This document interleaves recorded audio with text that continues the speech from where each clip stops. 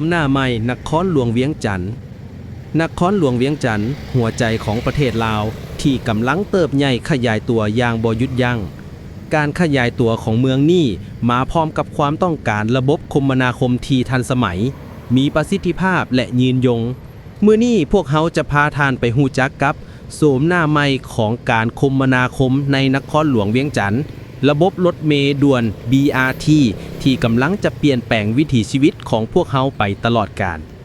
สิ่งทับอิฐที่ท่านจะได้สัมผัสคือรถเมล์ไฟฟ้าหรือ e-buses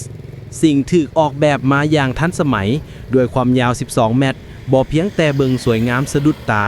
แต่ยังเป็นมิตรต่อสิ่งแวดล้อมบ่สร้างมลพิษและมีเสียงที่เงียบสงบ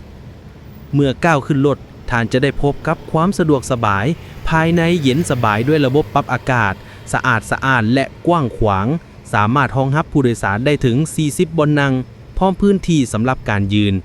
สิ่งที่พิเศษไปกว่านั้นยังมีบริการฟรี Wi-Fi ให้ท่านเชื่อมต่อโลกออนไลน์ได้ตลอดการเดินทางโครงการนี้ยังใส่ใจทุกคนในสังคมโดยมีการจัดสรรบ่อนนั่งพิเศษไว้สำหรับผู้สูงอายุคนพิการแม่หญิงถือพาและพระสงฆ์สามเณรเพื่อรับประกันว่าทุกคนสามารถเดินทางได้อย่างสะดวกและปลอดภัยหัวใจของระบบ BRT คือความว่องไวด้วยเส้นทางเฉพาะของรถเมล์ด่วนที่แยกออกจากการสัญจรทั่วไปเฮ็ดให้การเดินทางของท่านไปถึงจุดหมายได้ไวขึ้นและโกงต่อเวลา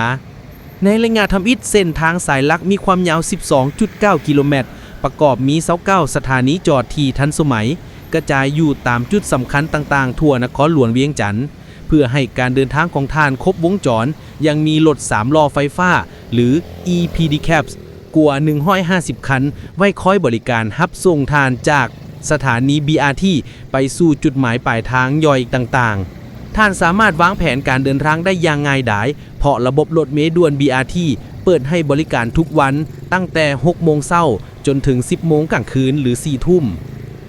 ระบบรถเมล์ด่วน BRT บ่แม่นเพียงแต่การพัฒนาการคมนาคมแต่นี่คือบาทก้าวสำคัญในการยกระดับคุณภาพชีวิตลดผ่อนปัญหาการสัญจรติดขัดและรักษาสิ่งแวดล้อมของนครหลวงเวียงจันทน์ในอนาคตยังจะมีการนำใช้ระบบการคุ้มครองการสัญจรในตัวเมืองหรือ UTMS มาควบคุมและพัฒนาระบบให้มีประสิทธิภาพสูงสุดโฉมหน้าใหม่นครหลวงเวียงจันทน์ได้เริ่มต้นขึ้นแล้วการเดินทางที่ปลอดภัยว่องไวและเป็นมิตรต่อสิ่งแวดล้อมมาร่วมเป็นส่วนหนึ่งในการเปลี่ยนแปลงครั้งนี้ไปพร้อมๆกัน